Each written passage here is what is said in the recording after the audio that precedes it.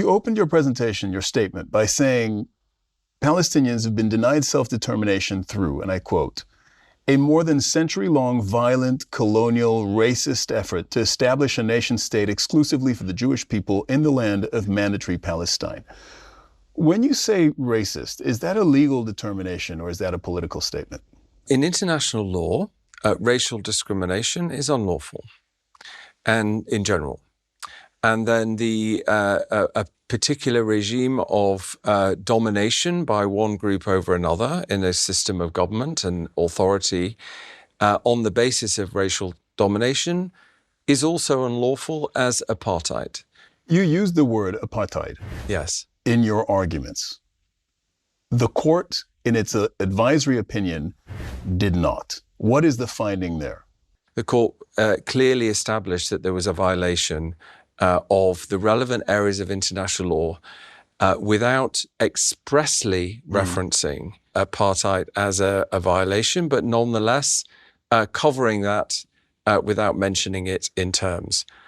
Likewise, when it came to aggression. In my reading of the opinion, they did call it discrimination, though. Discrimination, and then they didn't specify whether it was racial, religious, or ethnic. But in the way I read the opinion, it's one of those three. It's discrimination on one of those three grounds. So the way that we can understand the court's decision is based on the arguments that were put before it, which were all rooted in not only religious discrimination, which is also the situation, but also discrimination on the grounds of race. Now, if I try to cross-examine you, I'm not going to be very successful. I'm not a top-flight international lawyer. But what I can do is I have read Israel's legal arguments that would put forward by the Israeli ambassador. It's one-sided because it overlooks there Israeli is only victims one side of dominating the other. The Palestinians are not occupying Israeli land. So by definition, if the court's going to be considering the question of domination, it isn't going to be needing to address any issue of the other side. Peacemaking has been scuttled on various occasions by the Palestinians themselves. Irrelevant to the issue of whether Israel has a right to dominate the Palestinian people. That's a non sequitur. That's introducing a consideration that has no bearing on the question of whether one racial group has a right to dominate another. Israel has a duty to protect its own citizens. Again, irrelevant to the question of occupying Palestinian territory. Yes, Israel has has duty to protect, but not a duty to protect which involves the indefinite subjugation of an entire other racial group. Israel has valid, long-standing historical ties to the land. No. Legally, no. Legally, no. I mean, that's the claim. It doesn't have any legal foundation. In the League of Nations a covenant that was part of the Versailles Treaty, the Palestine Mandate was supposed to be provisionally recognized as an independent state, a state for everyone, a single state for all the people on that land, not a state for a particular racial group. So the idea, and Israel is a Jewish state by definition, and there is no legal basis for a specifically Jewish state on that land in international law. What is or would be Israel's strongest argument before a court of law? For what? To dominate Palestinians? There is no argument for committing genocide. I mean, what needs to be justified?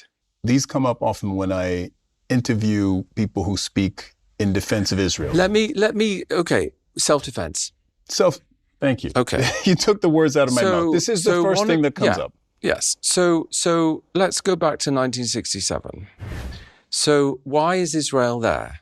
There was a war between Israel and three of its neighbors. Israel started that war, and it was a war started preemptively, illegally, because states cannot use force lawfully in non-immediately imminent anticipatory self-defense. As a result of that illegal war, Israel captures the territory. It has no right, a state has no right to retain control over territory simply for security purposes. And the right of self-defense, therefore, is inapplicable to that kind of action. States have to deal with security threats non-forcibly when it comes to the extraterritorial use of force, unless they are at risk of an actual or an imminent attack. And Israel was not in 1967. It used force anyway. And of course, the clue is in the name. It was over in 6 days. There was no longer any threat. Insofar as there was a threat, it was removed through that action. Well, they of course would disagree that there was no longer any threat. But what about in the context? I don't think Israel would disagree that after the 6-day war, there was no then immediate threat of attack from the 3 Arab states. So Israel should have withdrawn at that moment.